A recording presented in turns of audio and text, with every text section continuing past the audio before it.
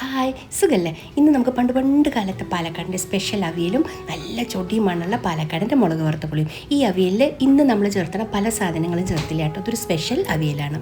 അപ്പോൾ ഇന്നൊരു ചോദ്യമുണ്ട്. പുരാണത്തിൽ അവിയൽ കണ്ടുപിടിച്ചത് ആരാണെന്നുണ്ട്.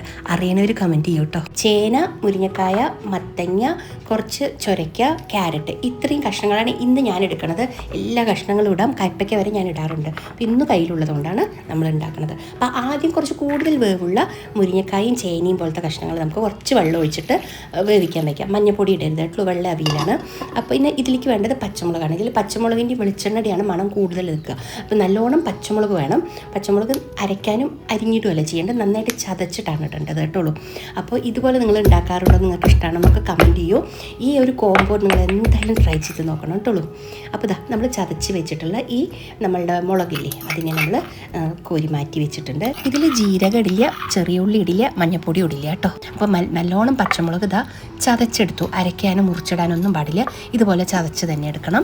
പിന്നെ വേണ്ടത് കുറച്ച് തേങ്ങയാണ്. അപ്പം നമ്മളുടെ ഈ ചേനയും മുരിങ്ങക്കായും അരവേവായിട്ടുണ്ട്. ഇനി നമുക്ക് അതിലേക്ക് നമ്മളുടെ പെട്ടെന്ന് വേവണ കഷ്ണങ്ങളില്ലേ, നമ്മുടെ കുമ്പളങ്ങയോ അല്ലെങ്കിൽ ചൊരയ്ക്ക, പിന്നെ നമ്മളുടെ മത്തങ്ങ, ക്യാരറ്റ്, അതും കൂടെ ഇട്ട് കൊടുത്തു കേട്ടോ. ഇത് ശരിക്കും നല്ല വെള്ള കളറാവും, പക്ഷെ നമ്മൾ ഈ ക്യാരറ്റും മത്തങ്ങ ഇടുന്ന കാരണം ചെറിയൊരു ലൈറ്റ് മഞ്ഞ കയറി വരും. എന്നാലും നല്ല ടേസ്റ്റ്, രസമാണ് കാണാനൊക്കെ കേട്ടോ. അപ്പോൾ ഈ ഇതിന് വേണ്ടി നമ്മൾ തേങ്ങ വെള്ളമില്ലാണ്ട് ചതച്ചെടുത്തിട്ടുണ്ട്, പച്ചമുളകും ചതച്ച് വെച്ചിട്ടുണ്ട് കേട്ടോ. അപ്പം നമ്മൾക്ക് ഇതിൻ്റെ കൂടെയുള്ള കോംബോ ഞാൻ പറഞ്ഞില്ലേ, നമ്മുടെ സൂപ്പർ പാലക്കാടൻ മുളക് വറുത്ത പുളിയാണെന്ന്. അതൊരു ഇത് രണ്ടും കൂടിയുള്ളൊരു കോംബോ സൂപ്പറാണ് കേട്ടോ. ട്രൈ ചെയ്യണേ എന്തായാലും. അപ്പം നമ്മളുടെ കഷ്ണം ഒന്ന് ഞാൻ തുറന്ന് നോക്കി, ഒരു കൊത്ത് കരിവേപ്പിൻ്റെ ഇലയും കൂടി ഇട്ട് കൊടുത്തു കേട്ടോ. അപ്പോൾ അതൊന്ന് വേവട്ടെ. ഇനി നമുക്ക് മുളക് വറുത്ത പുളിക്ക് എന്തൊക്കെയാണ് വേണ്ടതെന്ന് നോക്കാം. ഉള്ളി, പച്ചമുളക്, വറ്റൽമുളക്, പിന്നെ കടുക്, ഉലുവ, കറിവേപ്പില, ഇത്രയാണ് നമുക്ക് അതിലേക്ക് വേണ്ടത്. ഞാൻ കാണിച്ചു തരാം കേട്ടോ മുൻപിലേക്ക്. അപ്പോൾ നമ്മളുടെ കഷ്ണം എന്താ ഒരുവിധമൊക്കെ വെന്ത് വന്നിട്ടുണ്ട്, നന്നായി വെന്തിട്ടില്ല. അപ്പോൾ ഇതാ നമുക്ക് നമ്മുടെ പച്ചമുളക് ചതച്ചതില്ലേ അതുകൂടി ഇതിലേക്ക് ചേർത്ത് കൊടുക്കണമല്ലോ. എന്നിട്ട് ഇത് നന്നായിട്ടൊന്ന് ഇളക്കിയിട്ട് ഇനി അടച്ചു വയ്ക്കാം. ഇത് ശരിക്കും ഒന്നും വെന്തിട്ടില്ല. അപ്പോൾ നമുക്ക് ആ തേങ്ങയും കൂടി ആഡ് ചെയ്ത് കൊടുത്തിട്ട് നമുക്ക് മിക്സ് ചെയ്തിട്ട് അടച്ചു വയ്ക്കാം. വെള്ളം മൊത്തം വറ്റി വരണം ഇതിൻ്റെ കേട്ടോ. അപ്പോൾ അത് ആവണ വരെ നമുക്കൊന്നും കൂടി അടച്ചു വയ്ക്കണമെന്നില്ല, തുറന്നായാലും മതി. നന്നായി ഇളക്കി കൊടുത്തിട്ട് നമുക്കിതിന് വെള്ളം വറ്റിച്ചെടുക്കാം. അപ്പോൾ ഞാനിവിടെ ഇപ്പോൾ തുറന്ന് വെച്ചിട്ടാണ് വെള്ളം വറ്റിച്ചെടുക്കണം കേട്ടോ. ഈ വെള്ളമൊക്കെ ഒന്ന് വറ്റി കിട്ടണം നമുക്ക്. ഇതാ ഇപ്പോൾ വെള്ളമൊക്കെ വറ്റി വന്നിട്ടുണ്ട്. ഇപ്പോൾ നല്ലൊരു മണമാണ്, പച്ചമുളകിൻ്റെ മണവും ആ തേങ്ങയ്ക്ക് ഇപ്പം മണമില്ലേ ഇനി, പക്ഷേ പച്ചമുളക് വെളിച്ചെണ്ണ ഒഴിക്കില്ലേ, ആ സമയത്താണ് ഒരു ബെസ്റ്റ് മണം വരും ഇതിന്. അപ്പോൾ എന്തായാലും ട്രൈ ചെയ്യൂ. ഇനി നമ്മൾ ഇപ്പോഴാണ് ലാസ്റ്റാണ് നമ്മളതിലേക്ക് തൈര് ഒഴിച്ച് കൊടുത്തത്. തൈര് ഒഴിച്ച് കൊടുത്തിട്ട് നമ്മുടെ ആവശ്യത്തിനുള്ള പുളിയുള്ള തൈര് ഒഴിച്ചുള്ളൂ കേട്ടോ. ഇത് ഞാൻ ഇത്തിരി പുളിയുള്ള തൈരാണ് ഒഴിച്ചത്, അതുകൊണ്ട് ഞാൻ കുറച്ചാണ് ഞാൻ ഒഴിക്കണത്. ഇനി ഈ തൈരും ഒന്ന് വറ്റി വരും. വറ്റി വന്നിട്ട് കഴിഞ്ഞാൽ ഇതിപ്പോൾ ചട്ടിയിലായ കാരണം ഓഫ് ചെയ്താലും അതാ തന്നെ ഇരുന്ന് വറ്റിക്കോളും. അപ്പോൾ ഞാൻ ഓഫ് ചെയ്യണം കേട്ടോ. ഓഫ് ചെയ്തിട്ട് നമ്മൾ നല്ലോണം പിശുക്കില്ലാണ്ട് വെളിച്ചെണ്ണ ഒഴിച്ച് കൊടുക്കണം. ആ കാര്യത്തിൽ ഒരു പിശുക്ക് പാടില്ല, കാരണം ഇതിൽ ആ പച്ചമുളകും ആ വെളിച്ചെണ്ണയുടെയും മണമാണ് മുമ്പിലേക്ക് നിൽക്കുക. അത് ചോറിലിട്ടിട്ട് ഇങ്ങനെ കുഴച്ച് കഴിക്കണം. ഇത്തിരി മുളക് വറുത്ത പുളിയും കൂടി ഒഴിച്ചിട്ട്, പറയാൻ വയ്യ, അത്ര ടേസ്റ്റിയാണിത്. അപ്പോൾ നമുക്കിനി മുളക് വറുത്ത പുളിക്ക് നോക്കാം. അത് അവിടെ ഇരിക്കട്ടെ. നമ്മുടെ അവിയൽ ഞാൻ അടച്ചു വെച്ചിട്ടുണ്ട്, അതൊന്ന് പറ്റട്ടെ. ഗ്യാസ് ഓഫ് ചെയ്തു കേട്ടോ. ഇനി ഇതാ വെളിച്ചെണ്ണ, ഒരു ചട്ടിയിൽ വെളിച്ചെണ്ണ ചൂടായി, കടുകും ഉള്ളിയും പൊട്ടിച്ചു.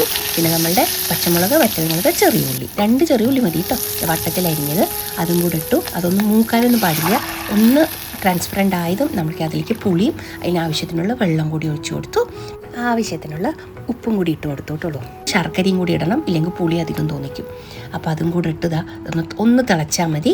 ഒന്ന് തിളച്ച് കഴിഞ്ഞാൽ 2 മിനിറ്റ് തിളച്ചാൽ നമ്മുടെ പുളി നമുക്ക് ഓഫ് ചെയ്യാം. ഈ വീട് മുഴുവൻ ഇപ്പോൾ ഈ അവിയലിൻ്റെയും എന്താ പറയുക നമ്മുടെ മുളക് വറുത്ത പുളിയുടെയും മണമാണ്. ഞാനിന്ന് വേഗം ചോറ്, നല്ല രസമാണ് ഇതൊക്കെ കൂട്ടി ചോറിട്ടാൻ.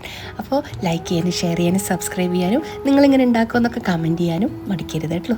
അപ്പോൾ നിങ്ങൾക്ക് ഇഷ്ടമായി എന്ന് പറയൂ. അപ്പോൾ നമ്മളുടെ പുളി ഇതാ തിളച്ച് നമുക്ക് ഓഫ് ചെയ്യാം. ഇതും കൽച്ചട്ടിയായ കാരണം ഇരുന്നൊന്ന് വറ്റിക്കോളും. പിന്നെ നമ്മളുടെ അവിയൽ നോക്കാം എന്തായിന്ന്. അവിയൽ നോക്കൂ, വെള്ളമൊക്കെ പറ്റി പാകമായിട്ടുണ്ട്. ഈ അവിയൽ നമ്മൾ സാധാരണ പിറന്നാളിലാണ് കേട്ടോ ഉണ്ടാക്കുക. പിറന്നാൾ പോലത്തെ വിളക്കത്ത് വിളമ്പണതിന് ഉള്ളിയൊന്നും ഇടാതെ ഉണ്ടാക്കുമ്പോൾ ഈ അവിയലാണ് ഞാൻ ഉണ്ടാക്കാറ്. അപ്പോൾ നിങ്ങൾ എന്തായാലും ട്രൈ ചെയ്യൂ. നമ്മുടെ സാധാരണ അവിയലിനെക്കാട്ടും വളരെ സിമ്പിളാണ്, കുറച്ച് സാധനം മതി, നല്ല ടേസ്റ്റുമാണ്. അപ്പോൾ നമ്മുടെ അവിയൽ റെഡി ആയിട്ടുണ്ട്. അപ്പോൾ ജീരകവും മഞ്ഞപ്പൊടിയും ചെറിയ ഉള്ളി ഒന്നും ചേർക്കാത്ത നാടൻ പാലക്കാടൻ വെള്ള അവിയലാണ് കേട്ടോ ഇത്. പിന്നെ നമ്മുടെ സ്വന്തം മുളക് വറുത്തപ്പുളിയുടെ ഒരു വീഡിയോ ഞാൻ ഓൾറെഡി എൻ്റെ ചാനലിൽ അപ്ലോഡ് ചെയ്തിട്ടുണ്ട്. പക്ഷേ ഈ അവിയലിൻ്റെ കൂടെ ഈ മുളക് വറുത്തപ്പുളി അതൊരു സൂപ്പർ കോംബോ ആണ് കേട്ടോളൂ. അപ്പം നമുക്ക് നല്ലൊരു വീഡിയോ ആയിട്ട് വീണ്ടും കാണാം. Okay, by.